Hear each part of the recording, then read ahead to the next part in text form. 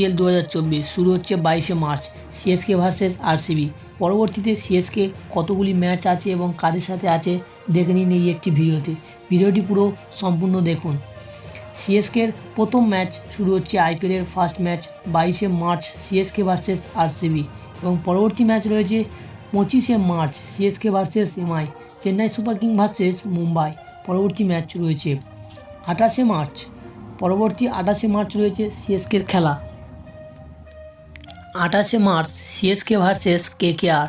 CSK versus KKR খেলবে 28শে March এবং 28শে মার্চের পর সিএসকের খেলা রয়েছে 1 এপ্রিল অর্থাৎ এপ্রিল মাসের এপ্রিলের ফার্স্ট সিএসকে ভার্সেস ডিসি এবং এপ্রিলের 4 তারিখ পরবর্তী খেলা রয়েছে এপ্রিলের 4 তারিখ সিএসকে ভার্সেস আরআর।